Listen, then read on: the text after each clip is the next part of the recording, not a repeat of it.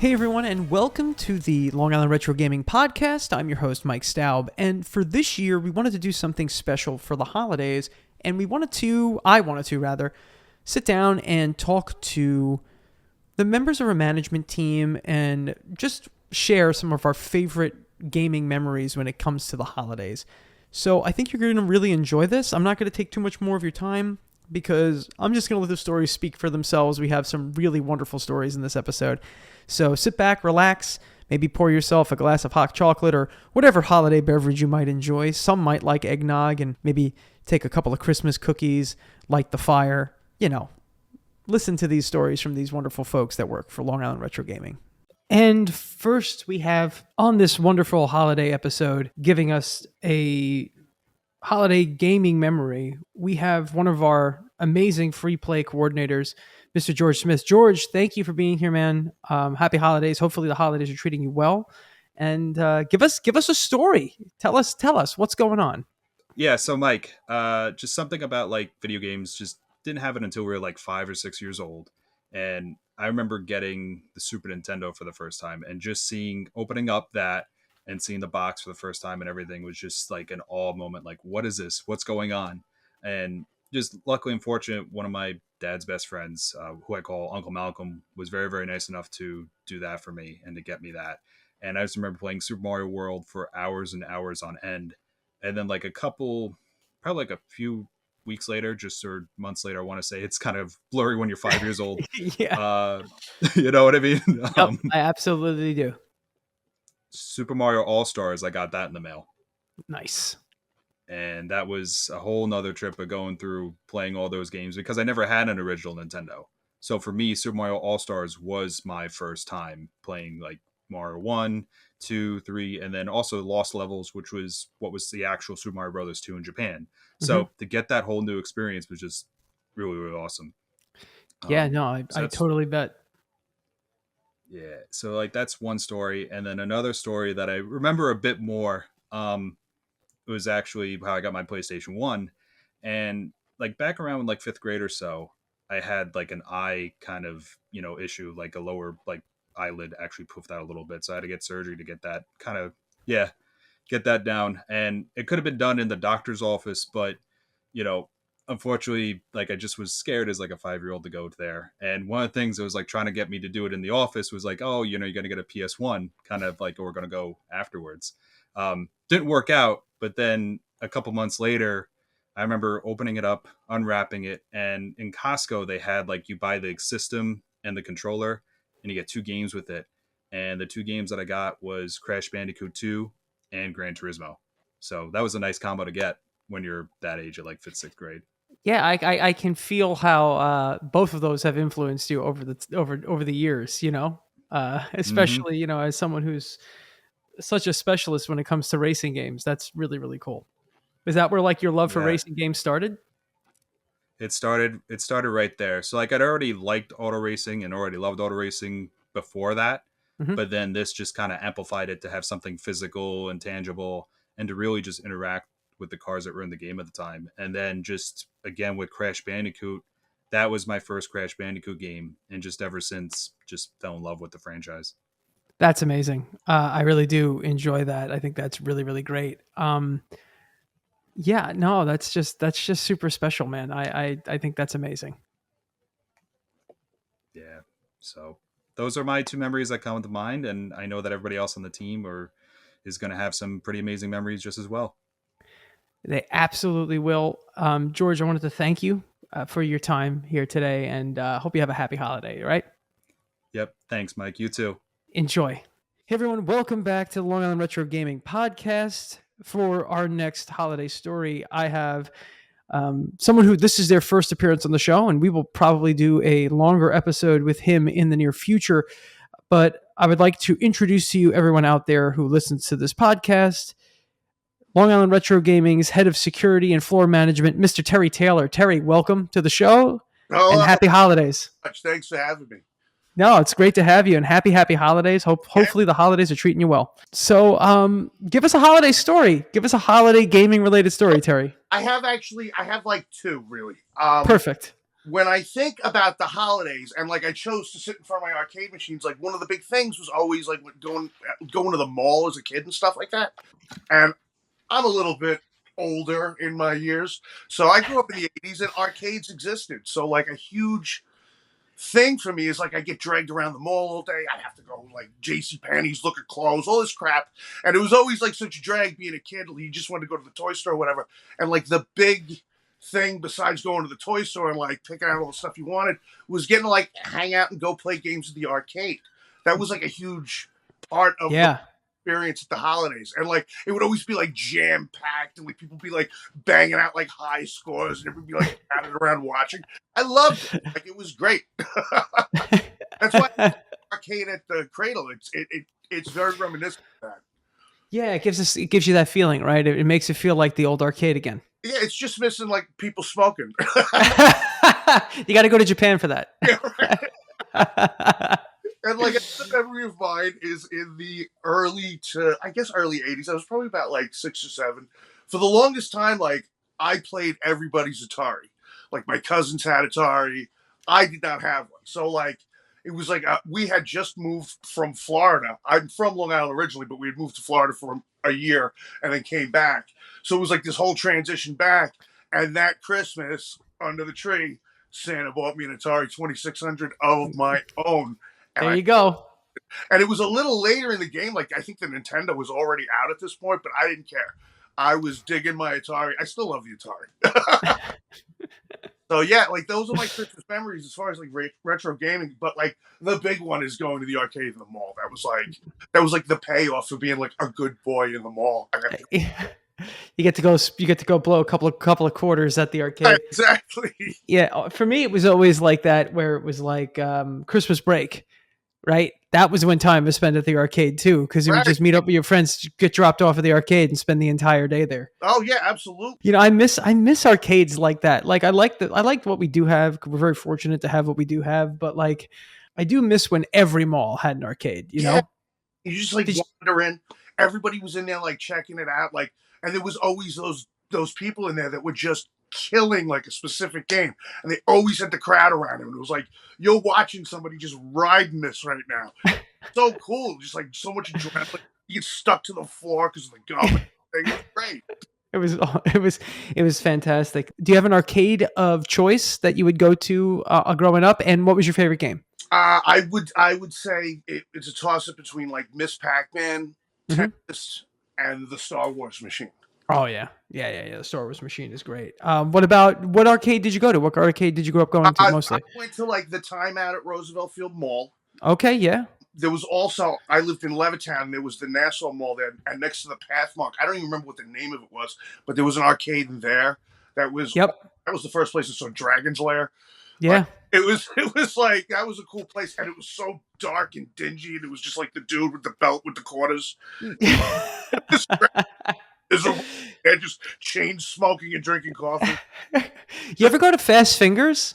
I did like once. Yeah. That was when I was in elementary school. That was where like everyone had their birthday party. Was at Fast Fingers, which is like it was cool. It was cool. When I was a kid, everybody had their birthday parties at United Skates. Yep, United Skates. Arcade in it too. Hicksville Road, man. Yeah, hell yeah. I would go to a lot of the times. I would go to the Broadway Mall had an arcade that moved a few times. That was my spot because I'm from Hicksville. So. Oh, nice. Yeah, nice. Yeah. Arcade there too. They did. My mom was of the Walden books there. Oh, there you go. But Terry, thank you for spending some time with us today and sharing some holiday stories with us, and just your love for the arcade is awesome. We will have you back at some point to talk about whatever you want. All right, you name a date. Absolutely. All right. Holidays, everybody. Happy holidays, everyone. Thank you again, Terry. You're the man. My pleasure. Have a good one. You too. Hey everyone, and welcome back to the Long Island Retro Gaming Holiday Podcast. With us next to give us a holiday gaming memory, we have Dan Casiero. He is one of our free play coordinators, and even more importantly, he is Turbo Dan of Turbo Tuesday. Dan, thank you for being here. I know you haven't been on the show formally yet, and that's something we will get to at some point. But thanks for sitting down, and hopefully the holidays are treating you well. Yeah, thanks, Mike. Appreciate it. So what we've been doing with everyone is like we've had everyone on, the folks on talking about, some holiday gaming memories. So we figured it'd be a nice, warm and fuzzy and get a little nostalgic with it. So do you have any good holiday gaming stories you'd like to share with us? Yeah, I could go back, wow, probably to the late 70s, one of my earliest gaming memories. Mm-hmm. So my uncle, he lives in Massachusetts currently, and he used to give us, meaning my sisters and myself, he used to pass down all his used games for us. So it was always pretty cool getting them. And if all of you recall, back in the mid to late 70s, we had, handheld games, board games, um, any type of anything with batteries, LCD games, a whole bunch of them.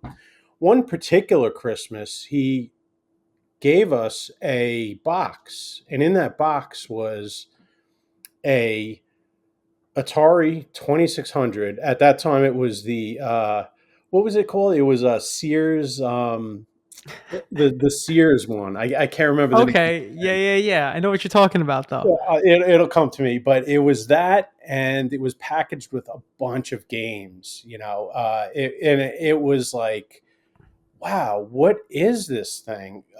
We can hook it up to our TV and, literally play games. And I recall some of the cartridges were Pac-Man, Space Invaders. There was football. There was boxing. There was a gunslinger, which was like a Wild West type thing where you could do multiple things, and it was great. The first impression was like, how do what is this, and how do I use it? Like, what is it good for? So, Yeah. Dad got involved, Mom got involved. And it was this whole thing. So out of that, once I realized what this thing was, we, as a family, and this is a very fond memory, we used to sit in front of the TV. It was like an evening during the week. I don't even remember. Maybe it was a weekend. We used to sit with Mom, Dad, my sisters. We used to play a game, and it could be like Pac-Man or Space Invaders. We used to pass around the controller. So that was kind of like my first exposure to video games. And, that went on for years. And then I remember, kids in the neighborhood had similar systems, whether it was the Atari 2600 or the Sears branded. And as we know now, Sears, I think, was an exclusive to the Atari 2600, so they had their own name. Again, the name evades me. Was it like the Sears, like video arcade or something like that? Something along those lines? It wasn't, Telegames. Telegames. Okay. Yeah. They had their own branded cartridges and everything, but they were the same as the Atari. It was just rebranded because, if you remember, or anyone remembers back in those days, Sears was like the huge outlet for anything, for tools, appliances, home goods, anything. So, going on from Christmas of that year, I don't remember what year it was. It was probably late 70s. But, getting together with kids in the neighborhood, we used to swap these games, cartridges, and, us kids, we had collections in shoe boxes back then. And we freely traded them and played them at each other's houses. It was like a communal thing. We'd go over, we'd pop in a cartridge. I remember Keystone Capers was one that was freely traded. Mega Mania, another one. Those two stick out in my mind as some of the great games. But yeah, that I think kicked off my my love and affection for gaming, for video gaming specifically.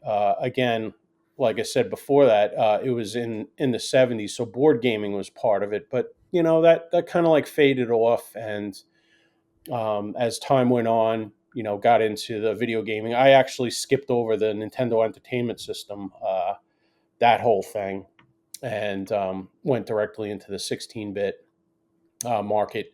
But that's another story. And that's basically how it went for me, and that was one of my fondest memories. As like that's what started it all, and that's why I'm here today. I want to convey that history to anybody that doesn't know, the younger generations. The excitement of figuring out something that you don't know about, and just sharing amongst neighborhood friends and family and etc. Good times. Yeah, no, absolutely, and I love that, and clearly that passion for games has continued with you for all these years. Do you still find yourself being enthusiastic about Atari 2600 games, because that was kind of like that first introduction to it? I would say yes, in a limited sense, because that whole well, I'll say one or two things here. Yeah, yes, in a sense that there are active homebrew communities, and I'm very, very fond of homebrew and indie gaming. I completely support those efforts. I think that people like myself and others want to keep that alive and want to use that hardware for new things. And there's spectacular things coming out. I've seen some of the homebrew for the Atari 2600, and the developers are fantastic. I can't name anything in particular, but they create box art that dates back to that, but it's like created in 2020, etc. And the games are in physical cartridges, so it just opens up a whole new world to an old aging compute device. And the other thing is that whole realm is currently known. We already know all the published games, all the published hardware, everything. So just that fact, it's like a statement of time. And it's unfortunately, well, I won't say unfortunately, but in our collective mind, it's in the past already. We know everything about it. So it just makes it part of our history. And one particular aspect I enjoy is looking back on things like the box art and the publishers, like Activision, for instance. The developers were, they were originally Atari employees, and they were like disgruntled, and they're like, we can do this on our own, and they came out, and my goodness, I think Activision games are probably some of the best games for the system.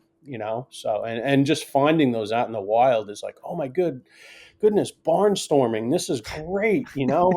Got to get this. Got to plug and so yeah, that. And now we have modding. You can hook your Atari 2600 up to an HDMI TV, and sure, it's blocky, but you don't have to worry about the compatibility with old RF devices and stuff. So yeah, it's still fun, it's still engaging, it's still it's the history of video games. So it's something to be cherished. It is still, in the modern era, and I say this all the time, I find myself saying this, it's still like the best time to be a gamer right now, because there's so much access to old stuff. And because of that, and because of the wonderful communities out there, and the advances in technology like 3D printing and upscaling and FPGA, there's so much you can do with retro stuff, and they're becoming more accessible. Probably in a bit of an underground sense, but I think that's okay, and I think that there's still that passion for it. So Dan, I really appreciate it, and I really appreciate your story. Like that whole thing of like your uncle giving you all the old games and stuff, and you having all the stuff and trading with the kids in the neighborhood is magic, right? That's such a heartwarming, nostalgic way to view this stuff. So Dan, thank you so much, man. Yeah, thanks, Mike. I appreciate it. Nice speaking with you. And as always, we'll be on the circuit. Exactly. We'll be around. And as I said earlier, Dan does a show every Tuesday called Turbo Tuesday, which is focused on Turbo, Graphics 16, and PC Engine related stuff. It's great to watch every week or wherever there's a new episode. And that's an area, if you're not fully educated on, definitely check out Dan's videos, because there's so much good PC Engine content out there in terms of games and stuff that not everyone knows. So Dan, thanks for that, and we'll see you. Have a great holiday, Dan. Enjoy it. Thank you, Mike. I appreciate it. And check out Turbo Tuesday. Turbo Tuesday. Thanks again, man. Happy holidays. Happy New Year. So I'd like to reintroduce to the show Zach Rotz, who is one of our free play coordinators, and he is the father of the Kupo Corner and an RPG enthusiast, someone I can relate to on that degree. Zach, welcome back. Thanks for having me, Mike. How you doing? Good. How the holidays treating you? The holidays have been good. Busy, but good, How about you? About the same. So as we've been talking with all of the folks here from the management team, I wanted to ask everyone to kind of chip in and throw in a story, some holiday related gaming stories that you might have had, or memories that you had from the past, to kind of get the warm and fuzzies, Yeah, no, for sure. And this was a hard one to come up with, because when I was younger, Christmas, as far as like video games are concerned, Christmas was always like a huge thing. Yeah. Because back then, it wasn't like today where you have a ton of different games to choose from. Back then, it was like, I got a game for Christmas, I got a game for my birthday, and then I had to make it last for like the whole year. So I have so many great video game memories of Christmas. But I think the one that I want to talk about that I think is the most, I guess, memorable it has to do with the Nintendo 64. Okay. I like it. So I remember back when the N64 was announced, it was all I could think about. And I remember it coming out, I think like the end of September, like September 29th or something like that. And I was just badgering my parents to get me one for Christmas. So luckily I'm pretty sure we pre-ordered it from the Toys R Us, over by the Walt Whitman Mall. We picked it up on launch day. And I had this bright idea to tell my mother that we had to test it, to make sure that it worked for Christmas. And I'm pretty sure with N64, like the games came out before the system came out. Like it came out like a week before, or something like that. Yeah. So I already had Super Mario 64. And she could see right through me. She could see that it was BS. I just wanted to play it. But whatever. So I get home, we test it, back in the box, and then off it goes, to wherever. Little did she know that I knew where she was hiding it. So back then, both of my parents worked.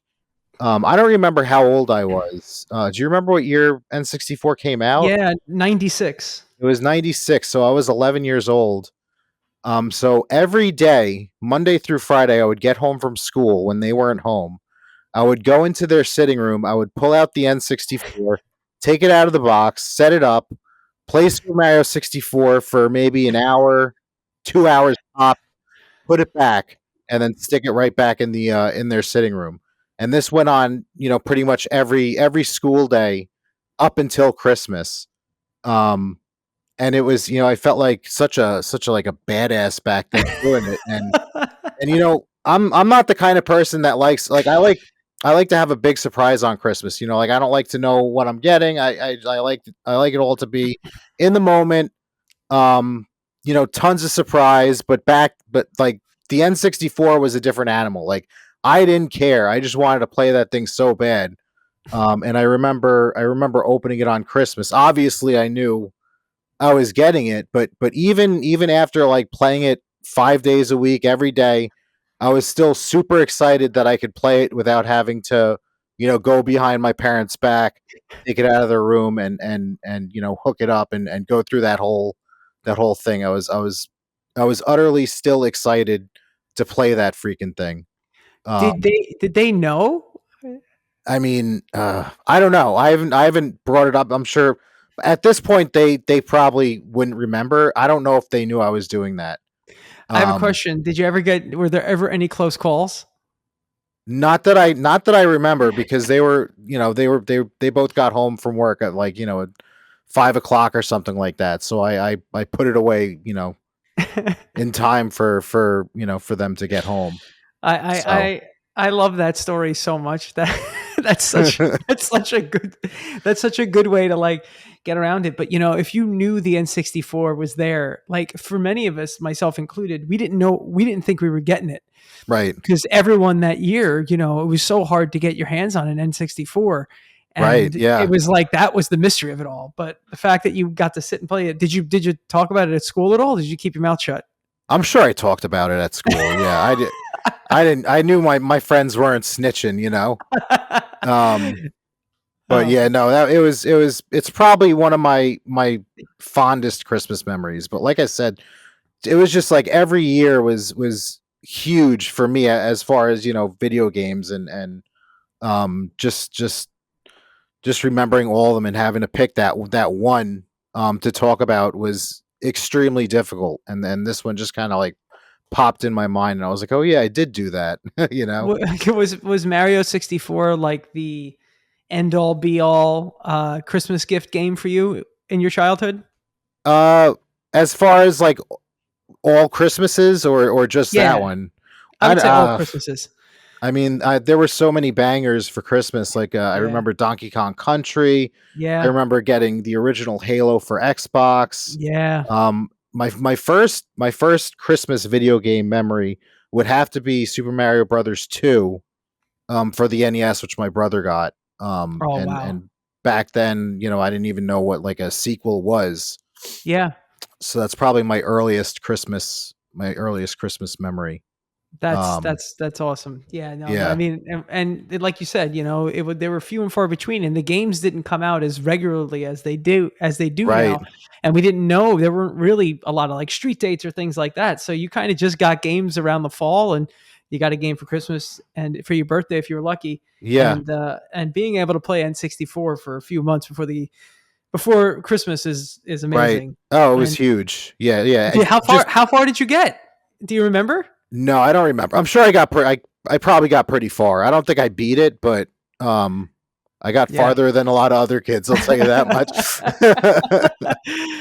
Zach, that's so good. That's an incredible story. I thanks for sharing that with us. Yeah, no problem. And for those of you out there, if you have any other, you know, breaking the rules kind of holiday story, please be sure to reach out to us and comment on the post of this episode. But Zach, I wanted to thank you for your time and for all the work you do with Long Island Retro Gaming, and I wanted to wish you a very happy holidays and a happy new year. Yeah, thank you so much, and that goes for you too, Mike. You know, I appreciate everything that you do, and I just hope you have the greatest holiday ever. Thank you. I'm trying. We're all trying. But, that's right. Zach, I appreciate it. Thank you again, man, and we'll talk to you next time on the show, all right? All right, sounds good. All right. Next, for this wonderful holiday episode of the Long Island Retro Gaming Podcast, we have, well, I guess my partner in crime, or maybe I'm his partner in crime. I'm not sure. I believe that we're both each other's partners in crime in this organization. It is my fellow museum coordinator and all-around fantastic guy, and the developer of soon-to-be hit indie game Nixie, Brendan Bailey. Brendan, what's up, man? Yes, coming in 2030. For those of you, hopefully sooner, but yeah. yeah, we all hope sooner. If you didn't play it at Long Island Retro Gaming Expo, you definitely missed out. For those of you who want to see more from Nixie, just go to the internet, wherever you internet, and search out Nixie Game. And you can also find Nixie on Discord and Twitter and Instagram, and NixieGame.com is the website, and NixieGame.com. it will be at MagFest. If you're going to Whoa! MagFest, it will be in the indie game showcase section. So hey man, congrats, dude! Congrats. Getting all hyped about that and stressed about that, and trying to add more features to the demo before the nerds come and play it. It was a huge hit at Long Island Retro Gaming Expo 2023. We couldn't stop people from playing it. They were playing it nonstop. And I am biased because, Brendan, you were obviously one of my closest friends on this planet.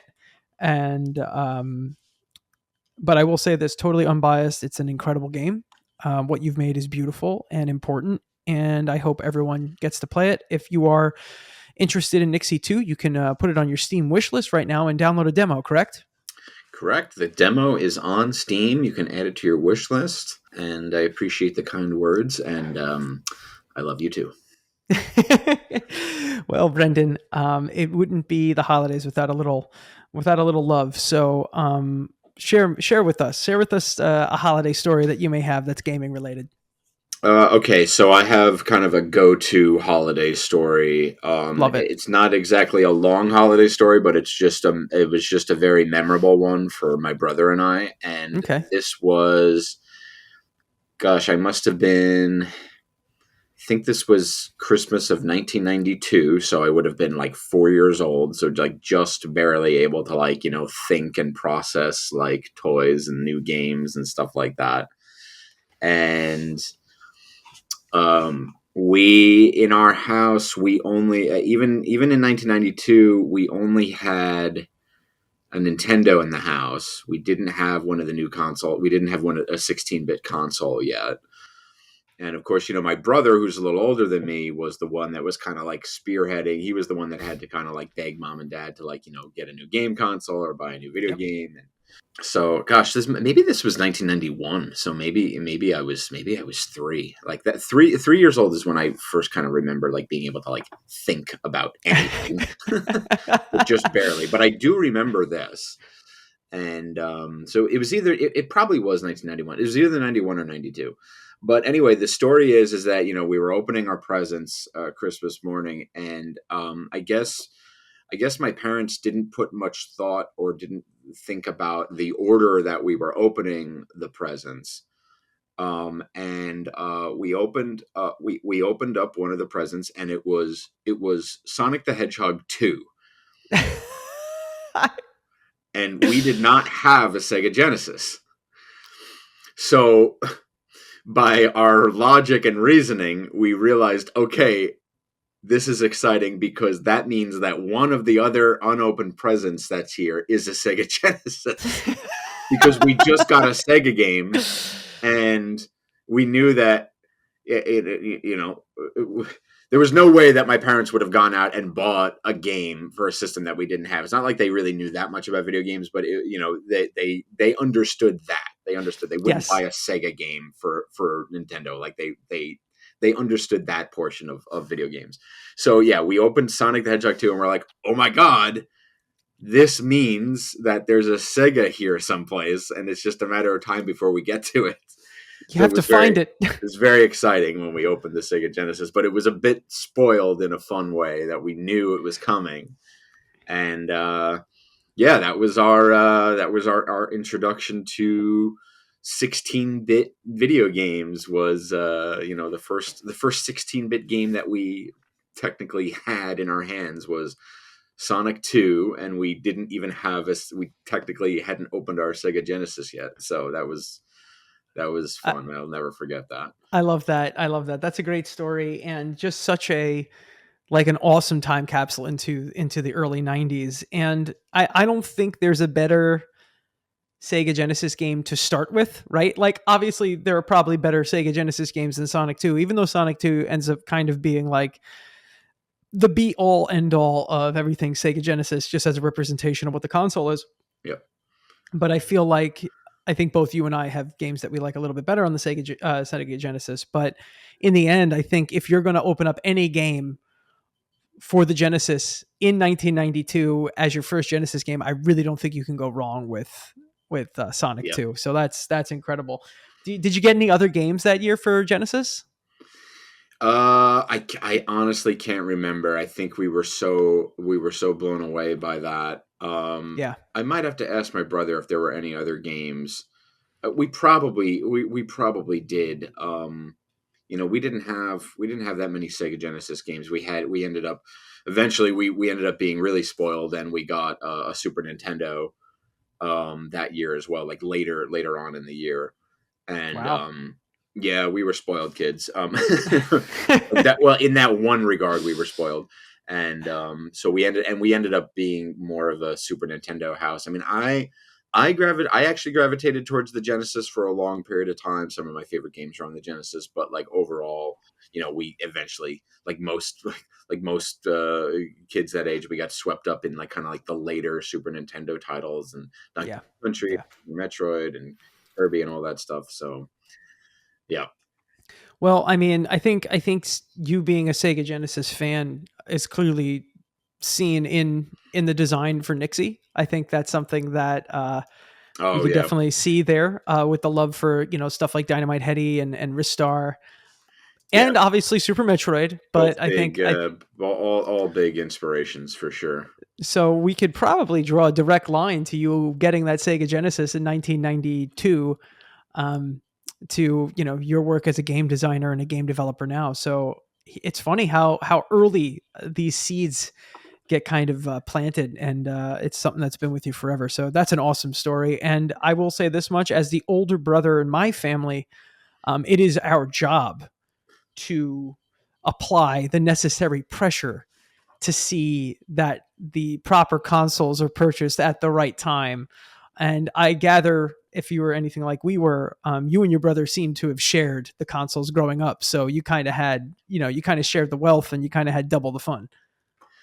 Yep. Yeah, it pretty much lasted up until, I would say, the GameCube era, when my brother, left for college. But, we went through the whole range of that through, Super Nintendo and PlayStation 1, and then the N64. Mm-hmm. And yeah, it was a lot of fun. That's awesome, dude. So thank you for that, Brendan. I really appreciate it. Thank you for your time today. And we hope you have an amazing holiday season. And if those of you want to do a really nice thing for the holidays, something that could cost you nothing, go on to Steam, put Nixie on your wish list, download the demo, play it, and follow Nixie all over social media, and let Brendan know just how good his game is. So do that. I appreciate that, and look out for, there'll be a demo update coming in 2024. So we'll actually get some additional demo content soon. And yeah, appreciate the love. Thanks, Brendan. Happy holidays. Happy New Year, buddy. Yep, you too. All right, bye-bye. Hey, everyone. Next, we have Steve Zalewski, who is both on our Long Island Retro Gaming teams and on the Long Island Tabletop team. On Long Island Tabletop, he is the board game co-coordinator. And for Long Island Retro Games, Steve works in our free play section, making sure all of those wonderful free play sections are running well. He works a lot with George on the racing section. So Steve's a great guy. And Steve, thanks for being here, man. Happy holidays. Hopefully all is good. Thank you. Yes, same to you. Happy holidays, Mike. Fantastic. Thank you. Yeah. I appreciate that. So Steve, hit me up with some holiday gaming memories that you can, that we can get all the warm and fuzzy on. Yes. All right. Let's see. Well, with my two of my family and friends' families, they celebrate Hanukkah, and my family celebrated Christmas. Mm-hmm. So we would always do something called Hanukkah. And it was basically, I don't know, like sometime in between like Hanukkah and Christmas, or maybe on the day, because I remember one time it was like on Christmas Eve or Hanukkah or something like that. And we would always go to one of our houses. And this one particular year, we happened to go to one of my family friends' houses, and we were playing GameCube. And so it was like a constant influx of like Mario Party, Super Monkey Ball, just doing kind of not tournaments, but just crazy, mini games and stuff like that. So yeah. always had fun with stuff like that. Going, playing Super Monkey Ball with the boxing. When you're Yeah. sitting around doing the constant punching and stuff, we're just all like hilariously laughing and stuff, and it's good stuff. I love So that. that was always a good one. Mario Party 2, of course, stealing stars from everybody gets everybody a little annoyed. Yeah, Mario Party is definitely a good way to make enemies on the holidays for sure. Yeah, always good fun. Absolutely. Yeah. Absolutely. Do you have any favorite games that you like that you maybe got around the holidays, or something that you like to play at bust out? Oh yeah, definitely one game I remember I got around the holidays because I think it came out in September of I don't know, 99 maybe. Tony Hawk's Pro Skater 1. Oh yeah. The original, I got that for like PlayStation 1. And my uncle, I remember at the time, like I think it was like Christmas Day, was asking me, "Hey, what are you playing?" And I was just like glued to the TV, and I said Tony Hawk's Pro Skater, and just like literally as I'm like talking to him as I'm playing the game, just like completely like second nature, just playing it. That's such a great game. Yeah, Tony Hawk's Pro Skater is a huge influence on gaming. It's definitely a huge influence on my I want to say my iPod, even though that's an outdated reference at this point. I think Tony Hawk was such a really great experience for gaming, for sports gaming, for music, for all that stuff. I think a lot of people can probably tie a lot of their tastes back to that, and I think we all watch the X Games more closely when those games are coming out. And I also too, I think also I got those around Christmas. Yeah. And it was always a good time to like play them, and they were fun. I always think like with Christmas games or holiday games, you kind of wanted stuff that you can pop in really quick and play, or something that's good for the couch. Cause I can't count how many times, Smash Brothers has come out, Mario Kart, all that stuff. Yeah. Exactly. Yeah. But what about board game? You do any Christmas holiday board gaming or no? Not so much, but one thing I can remember is, and my mom still has it somewhere in her house, and I don't think we have all the pieces though, Sally, but we always used to play Chinese checkers. Oh, nice. Nice. Like, yeah. The parents had one of those, like big sets, to different colored, almost like markers against balls for the game. So that's awesome. That's awesome. Yeah. I love that. But well, thanks, Steve. I appreciate that, and thank you for your stories. And I hope you're having a great holiday season, and all the best, and a happy New Year to you, and all your friends and family. You're welcome, Mike, and thank you. Same to you. All right, thanks again, and we'll see you soon. Yes, see you soon, Mike. All right, bye-bye. Bye. Okay, holiday memories. Hey, Mike, how you doing? Thanks for having me. Joel, what's up, man? Welcome back to the show. Thank you. I got 3 that I could think of. Okay. Spanning the decades, I guess you could say. So the first one was that magical day in 1987, Christmas, when I got my NES. Right. Yeah. I got the deluxe set with Rob. Mm-hmm. Didn't have Super Mario Brothers, so I did not know Super Mario Brothers existed until I went to my friend's house later that week during Christmas vacation, and I was blown away. And I ran home. I lived a block away, and I ran home. I told my mom, we have to get this game. It's called Super Mario Brothers. Like I was seriously like absolutely just flabbergasted. It did come with Gyromite and Duck Hunt, and I also got Zelda, which I don't know how. I mean, obviously my parents didn't know what they were picking.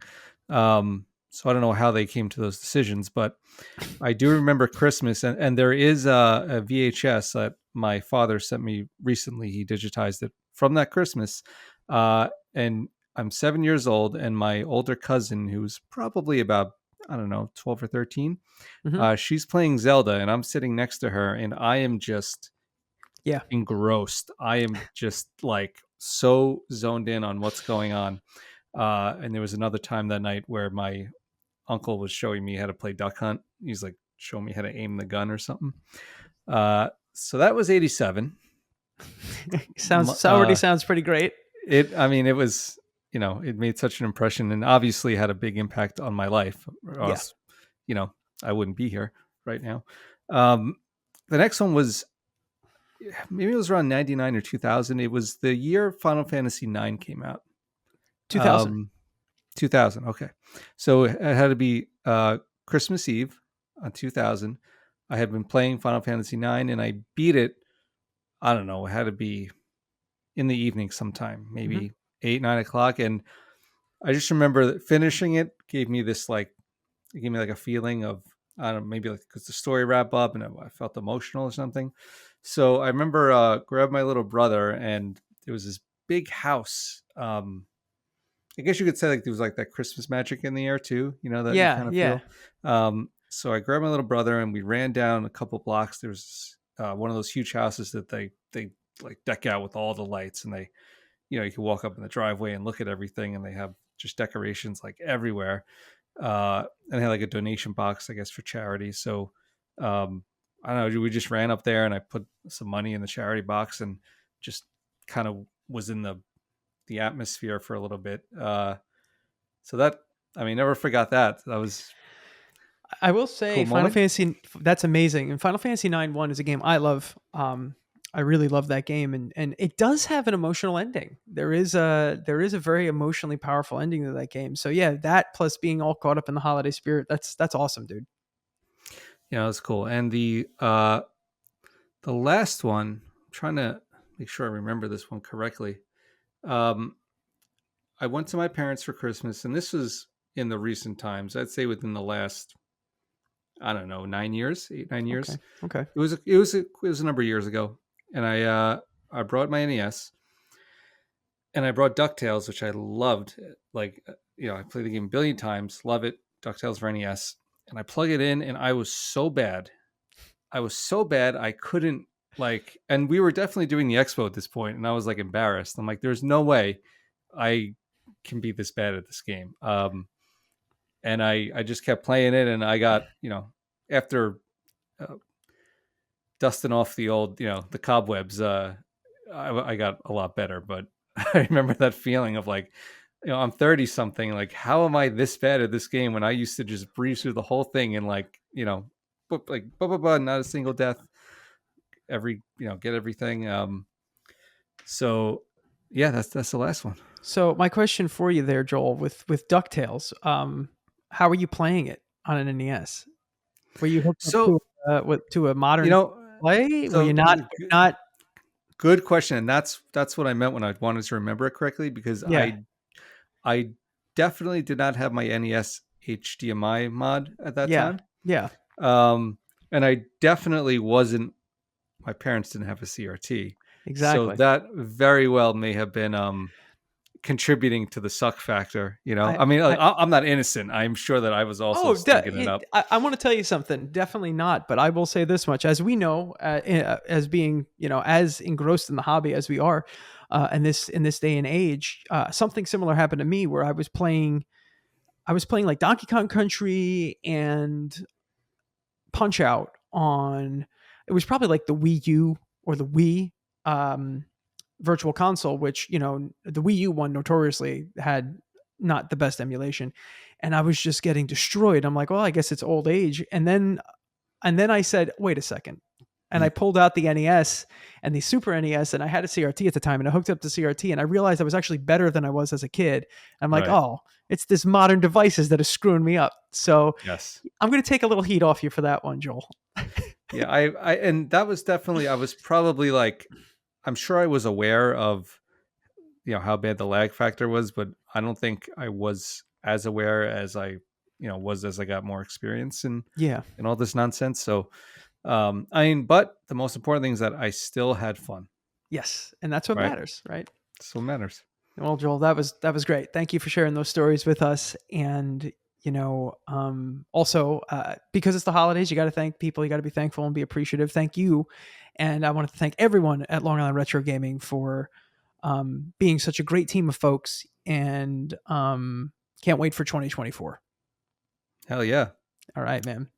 Happy Thank you. holidays, everybody. And we'll see you next year. Yeah, happy holidays. Happy New Year, everyone. And thanks again, Joel.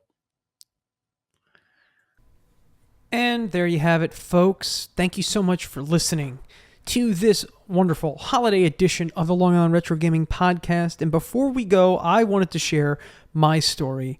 We spoke to so many great people from the team, and I feel like I like to always share this story when it comes to the holidays. And for those of you who might understand this or might know me and how I feel about a lot of games, this actually involves a console that, like, I'm not saying I don't like, but it's not among my favorites.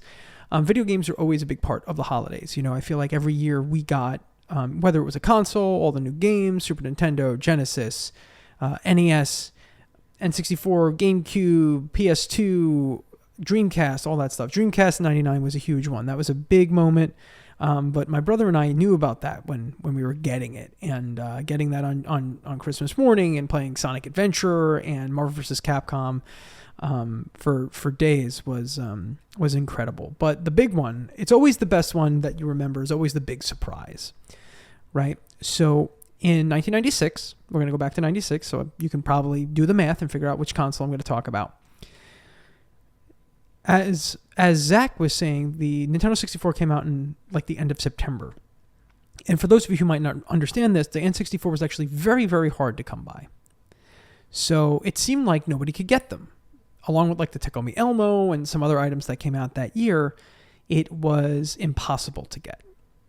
So unfortunately, my parents kind of were dishonest about it, and they pretty much asked my brother and I to kind of make our peace and say, hey, don't worry, we know you want it. We'll get it for you after Christmas once the stores have it, but we're not going to be able to get an N64 this year. We simply can't find one. So through some secrecy, with being able to get games and being able to get the console itself, which I gathered they had pre-ordered, on Christmas morning, my brother and I were kids that got up early. We were those kids. We were those annoying kids. And I remember that year in 1996, I was 10. And I think we had gotten up at like 3 o'clock in the morning, which means my parents had probably just gone to bed after wrapping all the gifts after Christmas Eve. Because as my family, we celebrate Christmas Eve, so it's usually a big party night. Then we go home and go to bed. And my brother and I were already up and ready at 3 a.m. to open gifts. And I remember when we all have an N64 kid moment. I think the reason why we like that kid and we find it so funny on that meme is because we've all been there at some point where we freaked out over a Christmas gift. And we didn't think we were getting the N64, and we did. And we opened it up, and I remember my brother opened it up with me, and we kind of lost our collective mind. I got it with Super Mario 64, obviously, and Mortal Kombat Trilogy. I remember hooking up the console and putting in Super Mario 64 immediately and being completely blown away. It felt like nothing had ever felt before.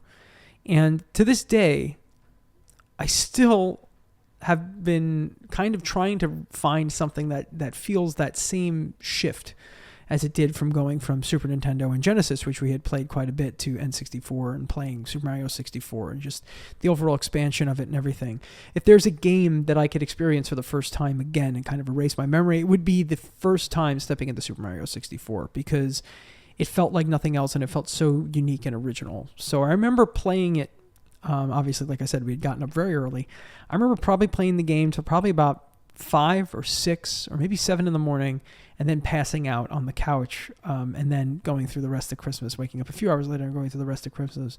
And then I remember just not being able to put it down for the entirety of that Christmas break. So it's a really special time, and Super Mario 64 is obviously an incredibly special game, but it was one of those things where it's the surprises really got you. It really got us, and we were so excited about it. There were many other great memories for Christmas, a lot of other great holiday gaming related things.